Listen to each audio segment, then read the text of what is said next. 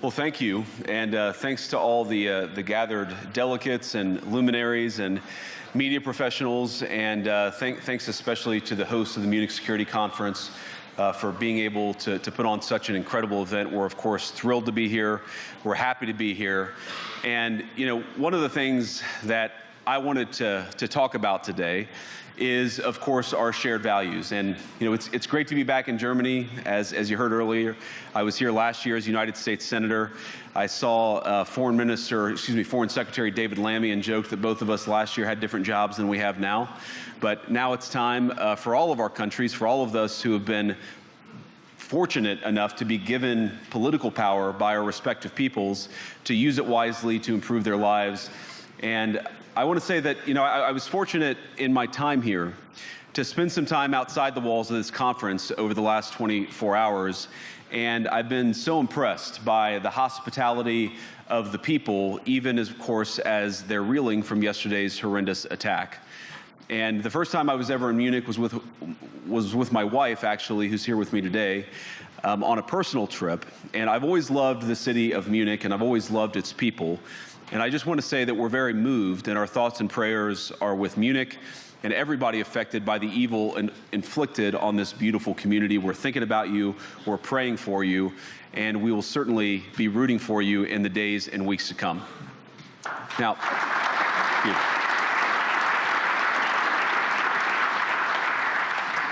I hope that's not the last bit of applause that I get, but we gather at this conference, of course, to discuss security, and normally we mean threats to our external security. I see many great military leaders gathered here today.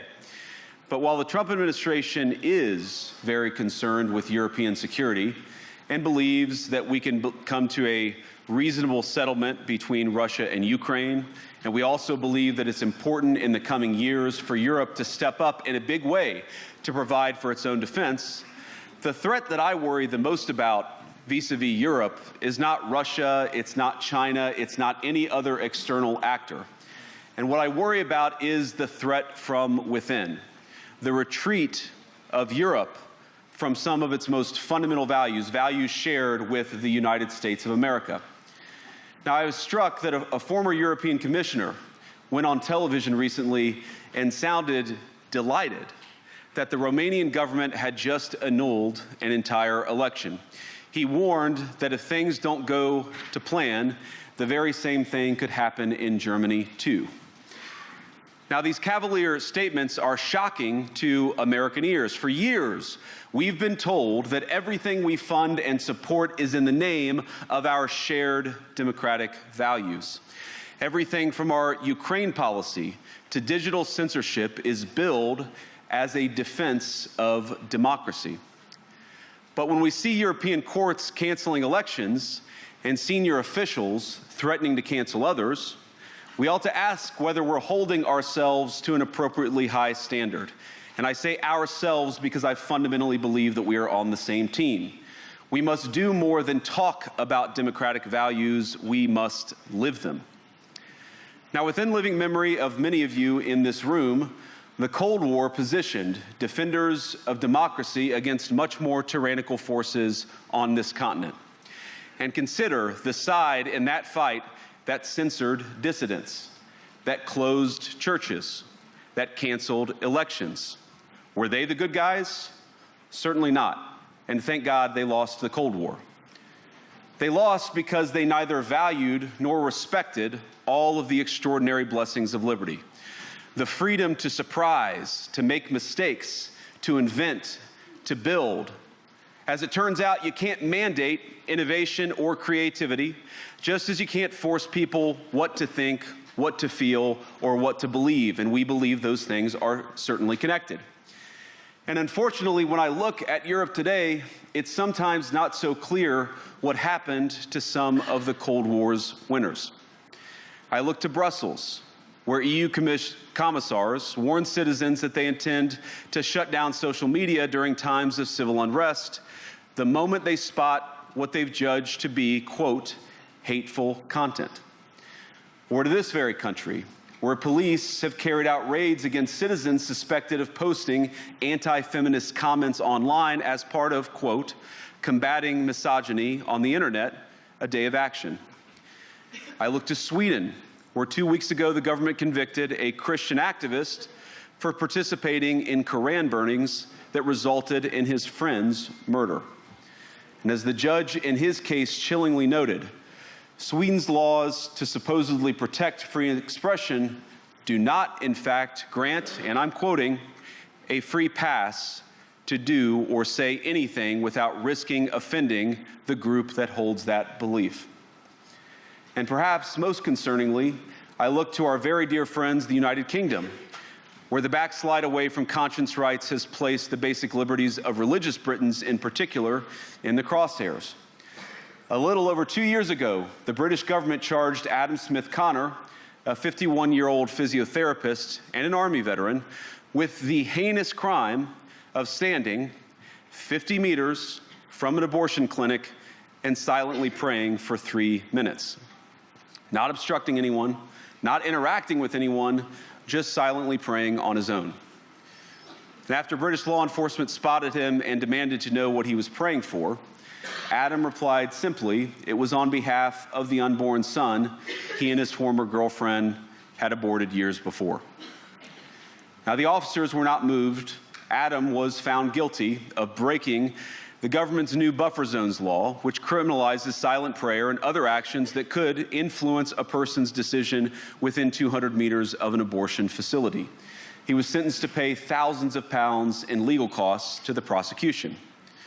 Now, I wish I could say that this was a fluke, a one-off crazy example of a badly written law being enacted against a single person. But no, this last October, just a few months ago, the Scottish government began distributing letters to citizens whose houses lay within so-called safe access zones, warning them that even private prayer within their own homes may amount to breaking the law. Naturally, the government urged readers to report any fellow citizen suspected guilty of thought crime. In Britain and across Europe, free speech, I fear, is in retreat.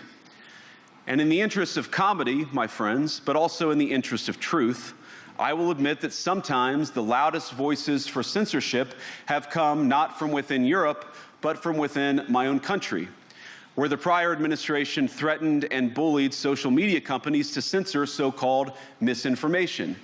Misinformation like, for example, the idea that coronavirus had likely leaked from a laboratory in China. Our own government encouraged private companies to silence people who dared to utter what turned out to be an obvious truth. So I come here today not just with an observation, but with an offer. And just as the Biden administration seemed desperate to silence people for speaking their minds, so the Trump administration will do precisely the opposite, and I hope that we can work together on that. In Washington, there is a new sheriff in town, and under Donald Trump's leadership, we may disagree with your views, but we will fight to defend your right to offer it in the public square, agree or disagree.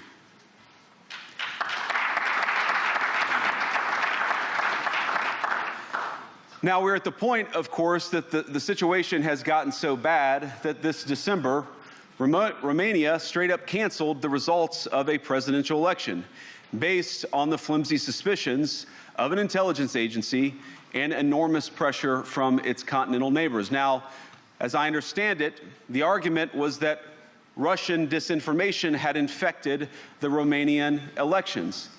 But I'd ask my European friends to have some perspective. You can believe it's wrong for Russia to buy social media advertisements to influence your elections. We certainly do. You can condemn it on the world stage even. But if your democracy can be destroyed with a few $100,000 of digital advertising from a foreign country, then it wasn't very strong to begin with. Now, the good news is that I happen to think your democracies are substantially less brittle than many people apparently fear.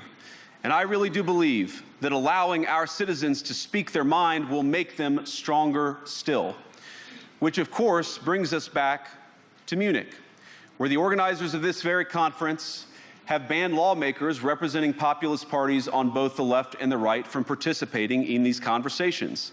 Now again, we don't have to agree with everything or anything that people say. But when when political leaders represent an important constituency, it is incumbent upon us to at least participate in dialogue with them.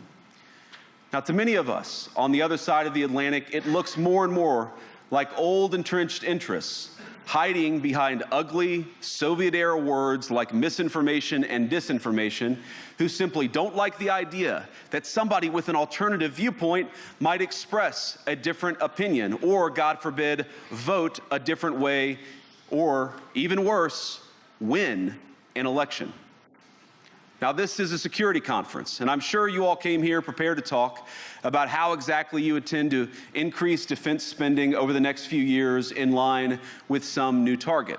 And that's great, because as President Trump has made abundantly clear, he believes that our European friends must play a bigger role in the future of this continent.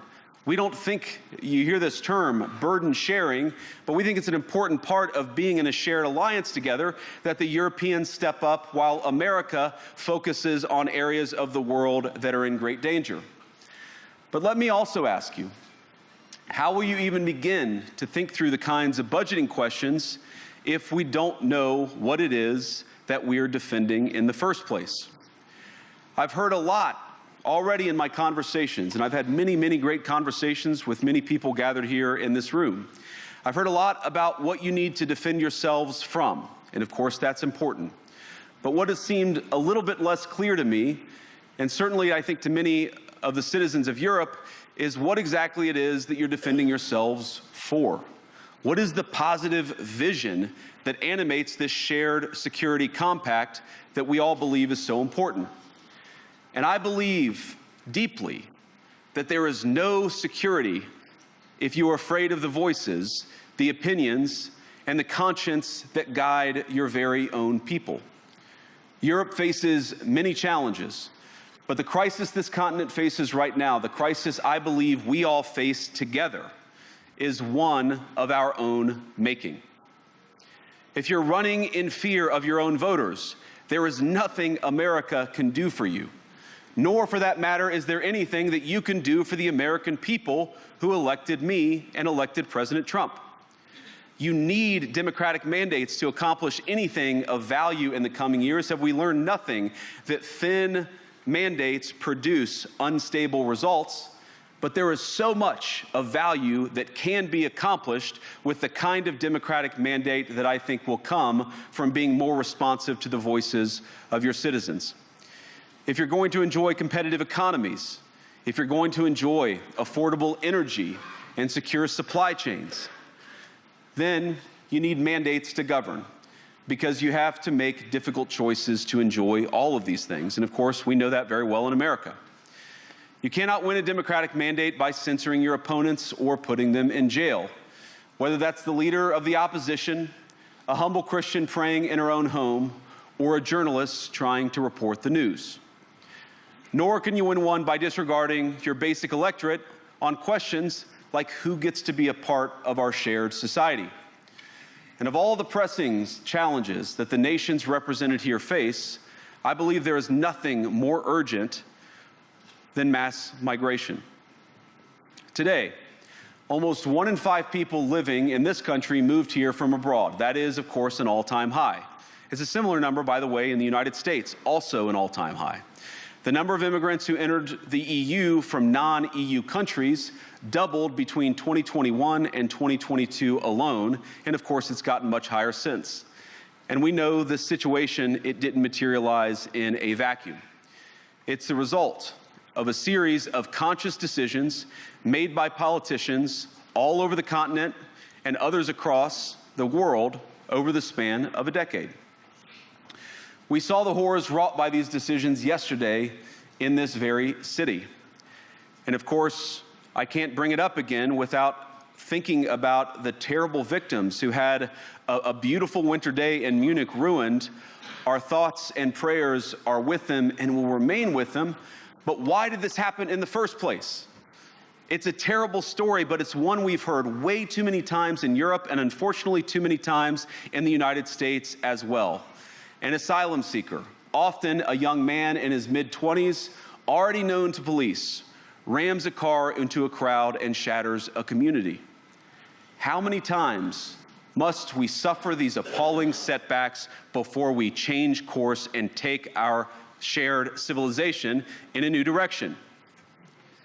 No voter on this continent went to the ballot box to open the floodgates to millions of unvetted immigrants. But you know what they did vote for? In England, they voted for Brexit, and agree or disagree, they voted for it. And more all over Europe, they're voting for political leaders who promise to put an end to out-of-control migration. Now, I happen to agree with a lot of these concerns, but you don't have to agree with me. I just think that people care about their homes, they care about their dreams, they care about their safety and their capacity to provide for themselves and their children. And they're smart. I think this is one of the most important things I've learned in my brief time in politics. Contrary to what you might hear a couple mountains over in Davos, the citizens of all of our nations don't generally think of themselves as educated animals or as interchangeable cogs of a global economy. And it's hardly surprising that they don't want to be shuffled about or relentlessly ignored by their leaders. And it is the business of democracy to adjudicate these big questions at the ballot box. I believe that dismissing people, dismissing their concerns, or worse yet, shutting down media, shutting down elections, or shutting people out of the political process protects nothing. In fact, it is the most surefire way to destroy democracy. And speaking up and expressing opinions isn't election interference. Even when people express views outside your own country, and even when those people are very influential. And trust me, I say this with all humor, if American democracy can survive 10 years of Greta Thunberg scolding, you guys can survive a few months of Elon Musk. But what no democracy, American, German, or European, will survive is telling millions of voters that their thoughts and concerns, their aspirations, their pleas for relief are invalid or unworthy of even being considered. Democracy rests on the sacred principle that the voice of the people matters. There's no room for firewalls. You either uphold the principle or you don't. Europeans, the people, have a voice. European leaders have a choice. And my strong belief is that we do not need to be afraid of the future. You can embrace what your people tell you, even when it's surprising, even when you don't agree. And if you do so, you can face the future with certainty and with confidence, knowing that the nation stands behind each of you. And that, to me, is the great magic of democracy. It's not in these stone buildings or beautiful hotels. It's not even in the great institutions that we have built together as a shared society. To believe in democracy is to understand that each of our citizens has wisdom and has a voice. And if we refuse to listen to that voice, even our most successful fights will secure very little. As Pope John Paul II, in my view, one of the most extraordinary champions of democracy on this continent or any other, once said, "Do not be afraid." We shouldn't be afraid of our people, even when they express views that disagree with their leadership. Thank you all. Good luck to all of you. God bless you.